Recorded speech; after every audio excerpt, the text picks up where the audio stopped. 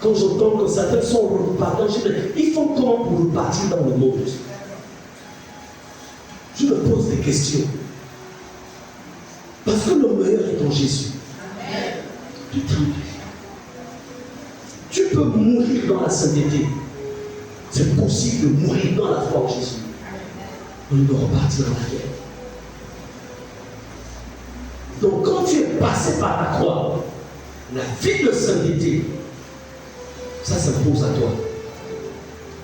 Ça s'impose à toi. On va prendre un exemple. Imaginons que le groupe pastoral adopte par exemple quelqu'un, un enfant qui était par exemple, qui était dans la rue, qui n'a plus de parents, qui n'a plus rien du tout. Il l'adopte. Cet enfant va encore chercher à manger à l'extérieur. Il va manger à la maison. Cet enfant cherchera encore à va se demander qu'est-ce que je vais porter? Non. On est d'accord? Les parents ne disent moi, on constate qu'il n'a plus la vie, on va aller prendre l'air. C'est-à-dire que le souci de sa vie ne se repose plus sur lui. Ce sont maintenant les parents adoptifs. Dieu nous a adoptés en Jésus. Mais pourquoi les vies de plusieurs sont difficiles? C'est parce qu'ils n'ont pas compris que Dieu est un Père, mais qu'il y a des préalables. Le prix à payer pour vous, c'est de passer par la croix. Le reste, ils s'en occupent. Philippiens 3, verset 18. Toujours. Philippiens chapitre 3, au verset 18, il est écrit, car il y en a plusieurs qui marchent en ennemi de la croix de Christ. Je vous en ai souvent parlé, et j'en parle maintenant encore en pleurant. Amen. Amen. Regardez ces chrétiens, ça dit que l'apôtre Paul, le gars il est dépassé. Il est comme des personnes en qui Jésus a accompli une œuvre, vont se mettre à marcher en ennemi de la croix. Il y a des enfants, il y a des chrétiens qui marchent en ennemi de la croix. C'est-à-dire qu'ils démontrent que dans leur style de vie, ça fait ressortir en fait l'impuissance de Dieu quand même il n'est pas impuissant. Il n'est pas impuissant.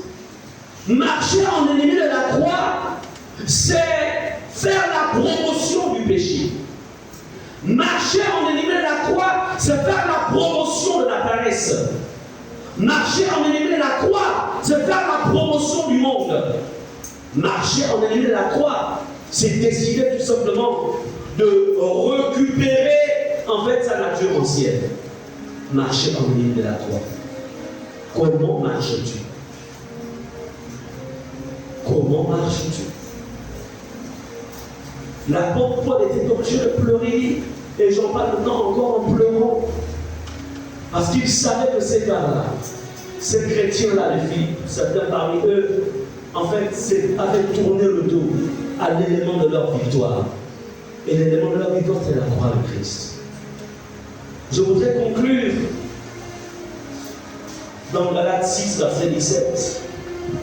Je vais conclure, ensuite on va prier. Galates 6, verset 17. Galates chapitre 6, verset 17. Que personne désormais ne fasse de la peine, car je porte sur mon corps les marques de Jésus. Alléluia. Amen. Un chrétien qui est passé par la croix, il porte sur lui les marques de Jésus. Tu es là ce matin. Quelles sont les marques de Jésus sur ta vie? Ce n'est pas le prophète qui dira voici les marques. Ce n'est pas le pasteur ni l'évangéliste. Mais toi-même, ta conscience renouvelée te dira voici les marques de Christ sur ta vie. Où sont les marques de la croix sur ta vie? Bien-aimé, les marques de la croix, les marques que laisse la croix de Christ dans la vie de quelqu'un, il y a les marques de la sainteté. Est-ce qu'il y a la sainteté dans ta vie? Est-ce qu'il y a les marques de l'humilité? L'humilité, les marques de la croix. Est-ce qu'il y a des marques de l'amour du prochain? L'amour de Dieu du prochain? Des marques. Est-ce qu'il y a des marques? Lèvons-nous. Où sont les marques de la croix dans ta vie? Lèvons-nous.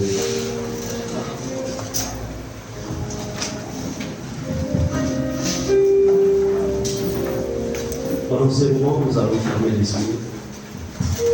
Et il va être question ce matin de revoir tout le message. Comme je le disais, ce n'est pas d'abord un message, mais ce sont des données qui vous ont été présentées. Afin qu'à partir de ces données, vous voyez votre corps. Je vous ai dit au début, on ne vient pas à l'église juste pour les choses de la terre. On vient à l'église pour le ciel. Quelqu'un qui n'a pas les marques de Christ sur sa vie ne pourra pas mentir. Quelqu'un qui n'a pas les marques de Christ sur sa vie, même si tu étais engagé à l'église, le jour des funérailles, là, on va prêcher le bon message. De l'autre côté là-bas, tu prends un compte, tu diras même, ah, en vérité, ce qu'on dit là-bas, ce n'est pas ce que je dis ici. Il était récupéré par nos péchés que je pratiquais dans le secret. Le démon du péché là, il m'a récupéré. Tu vas me dire, dis ton pasteur, ne pas dire ça. Ne pas prêcher comme ça, ce n'est pas la vérité.